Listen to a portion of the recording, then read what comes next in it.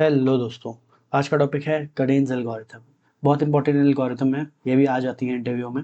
तो काफ़ी इंटरव्यूअर पूछते हैं ये, क्योंकि बेसिक एल्गोरिथम है और पूछी जाती है।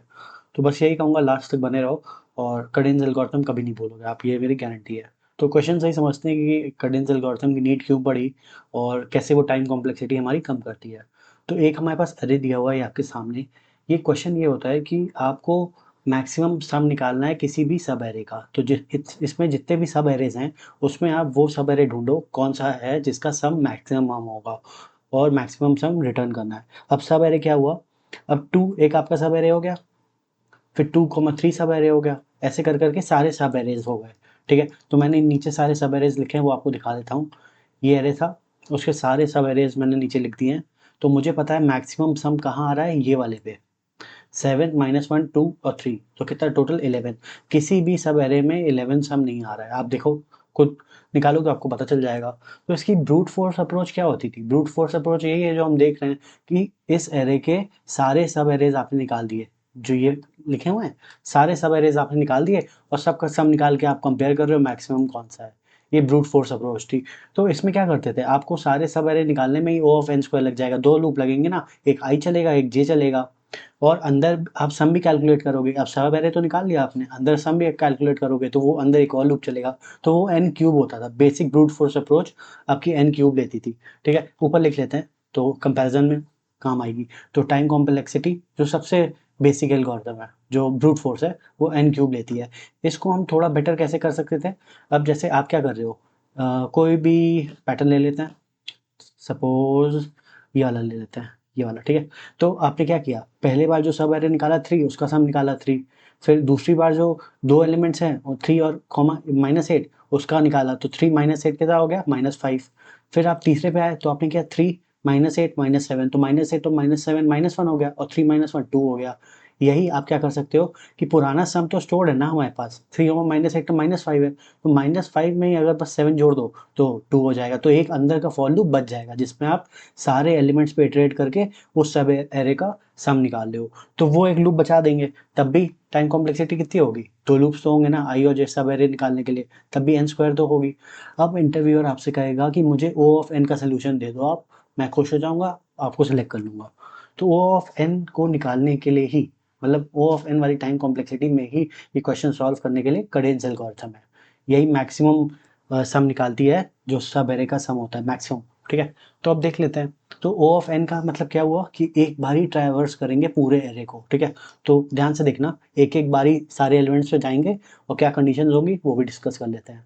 तो हम लोग पहले जाएंगे 2 पे, तो आई आ जाएगा आपका 2। ठीक है, एक हमने वो ले लेते हैं जहाँ पे सम स्टोर करेंगे, करंट सम।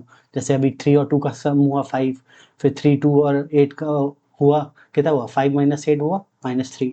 ठीक है, तो ये सम स्टोर करेंगे, उसको हम बोलेंगे करंट सम। तो इसको बस करंट सम से इनिशियलाइज कर देते हैं। करंट सम कितना होगा, अभी 0 मान लेते हैं।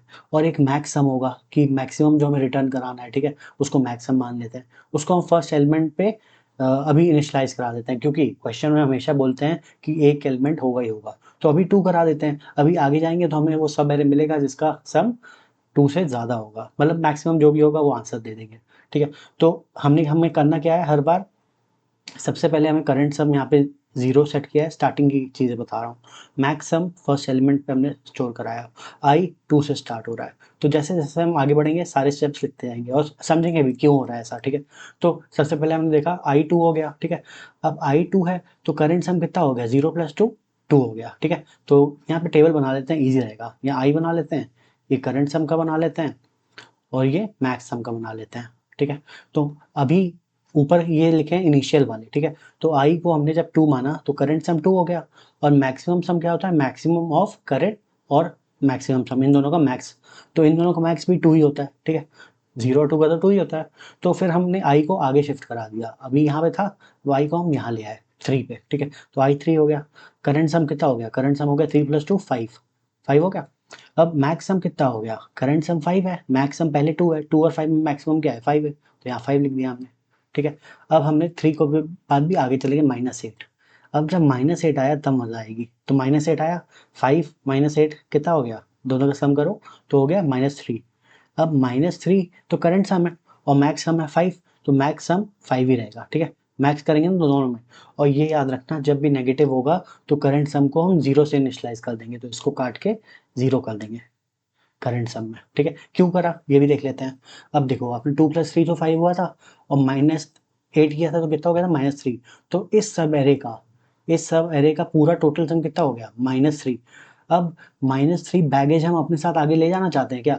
अब चाहे कुछ भी यहाँ पे आगे सम हो, 1 हो, 2 हो, 10 हो, 100 हो, 200 हो, अब इसको अगर इंक्लूड करेंगे तो माइनस में ही जाएगा ना, तो फायदा ही नहीं है। सपोज इसका सम हो जाता 10, एग्जाम्पल ले रहा हूँ, अभी एलिमेंट्स मत जाना। तो इस एरे को, सब एरे को, और इसको जो पुराना निकल चुका है -3 को ऐड करेंगे तो -7 होगा ना। -7 बोल रहा हूँ, 10 - 3 7 होगा ना। अगर -3 को हटा देंगे तो पूरा पूरा 10 होगा। तो हमेशा याद रखना, कोई भी नंबर अगर 0 से कम हो या सम उसका नेगेटिव हो, किसी भी सब एरे का, कहीं भी करंट सम आपका नेगेटिव आ रहा है, तो फिर उसको 0 कर देना, क्योंकि हम न्यू शुरुआत करेंगे। हम नेगेटिव का बैगेज अपने साथ नहीं ले जाना चाहते हैं। नेगेटिव होगा, आगे का सम माइनस ही करेगा, ये हमेशा याद रखना, ठीक है। तो यहाँ पे 0 कर दिया। अब हमारा आई और आगे शिफ्ट हो गया 7 की तरफ, तो आई 7 हो गया, ठीक है।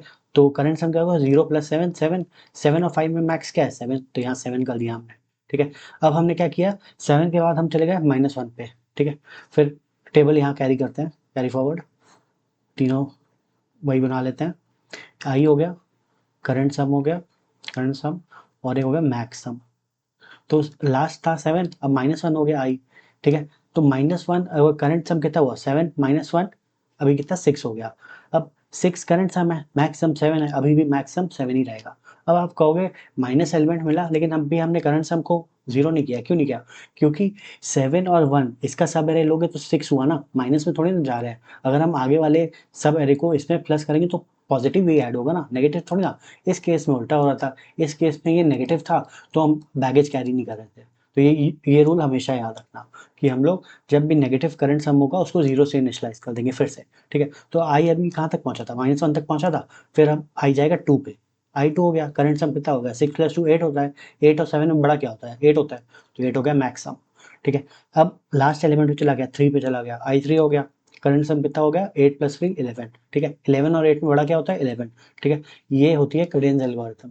और हमने ब्रूट फोर्स में क्या निकाला था, हमने भी यही पेयर निकाला था जिसका सम 11 था। तो क्वेश्चन यही कह रहा था कि हमें मैक्सिमम सम रिटर्न कर दो इस एरे में, किसी भी सब एरे का तो मैक्सिमम हो, तो मैक्सिमम 11 ही है। आप कोई भी सब एरे का नीचे स्क्रीनशॉट ले लो, आंसर निकालो, 11 से ऊपर कोई नहीं होगा, ये मैक्सिमम है, ठीक है।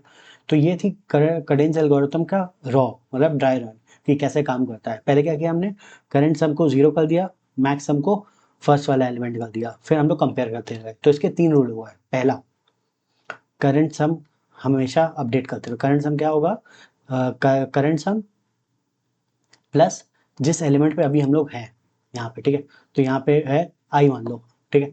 फिर जब भी करंट सम और ये मिल जाएगा, फिर मैक्स सम को हम लोग वो कर देंगे, अपडेट करेंगे। मैक्स सम क्या होगा, मैक्सिमम ऑफ करंट सम और मैक्स सम, इन दोनों में जो जो मैक्सिमम होगा, यही तो देख रहे थे। 8 मैक्सिमम था, करंट सम 11 था, तो मैक्सिमम 11 था, तो मैक्सिमम यहाँ पे 11 हो गया, ठीक है।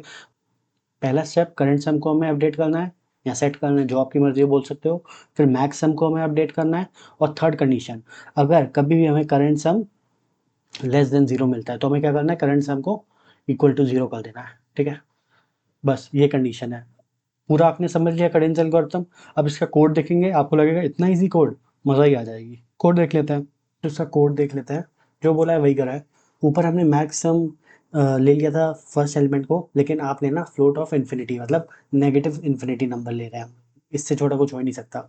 ये कवर कर देगा वो भी केसेस जिसमें सिर्फ एक अरे में एक ही एलिमेंट है, -1, ठीक है। ऊपर वाले केस में वो कवर नहीं होगा, तो ये याद रखना। बस ये हमने नया किया है, मैक्सिमम को फ्लोट में इन्फिनिटी ले लिया है, माइनस सबसे छोटा नंबर दुनिया का ले लिया, ये याद रखना आप, क्योंकि उससे बड़ा ही होगा कोई भी सम, ठीक है। तो करंट सम को 0, जो बोला वही करा। अब हम सारे नंबर्स जो अरे में उसको इटरेट कर रहे हैं। हमने क्या बोला, current sum plus equal to number, वही ऊपर करा। करंट सम हम सारे नंबर्स को जोड़ते गए, जो जो आई पे आता गया जोड़ते गए। 2 था, 2 जोड़ा, फिर 3 था, 2 + 3 करा, 5 हो गया।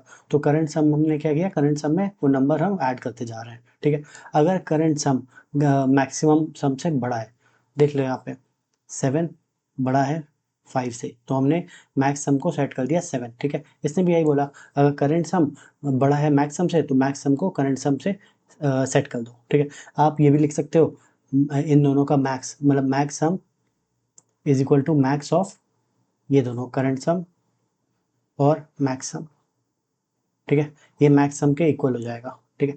अब देख लो आप, अगर करंट सम 0 से कम हुआ नेगेटिव नंबर, तो हमने क्या बोला था, करंट सम को 0 सेट कर दो। जो ऊपर बोला था वही किया। यहाँ पे -3 था तो -3 को हमने 0 सेट कर दिया। तो जो ऊपर बोला वही करा। ये छोटा सा कोड है, इसकी रनिंग देख लेते हैं, कोड रन करके देख लेते हैं। तो ये कोड है सेम जो हमने अभी दिखाया, सेम मैंने ले लिया कि आंसर टेस्ट करने में ईजी रहेगा। तो इसका आंसर हमें पता है 7 -1 2 और 3, ये सब हमारे मैक्सिमम है जिसका सम सबसे ज़्यादा आएगा। देख लेते हैं 7 -1 क्या होता है, 7 -1 6 होता है, 6 + 2 8, 8 + 3 11, 11 आना चाहिए। रन कर देते हैं, रन किया 11 आ गया, ठीक है। तो यही थी कैडेंस एल्गोरिथम, छोटा सा इसका कोड है, ऐसा कुछ टफ नहीं है। बस यही देख लेना कि पीछे वाले नंबर्स को हम लोग ऐड तब तक करते जाते हैं जब तक हमारा सम नेगेटिव नहीं होता है। जहाँ सम नेगेटिव हो गया तो करंट सम को हम 0 सेट कर देंगे। तो बताना कमेंट्स में कैसा लगा एक्सप्लेनेशन। मिलते हैं नेक्स्ट वीडियो में, बाय।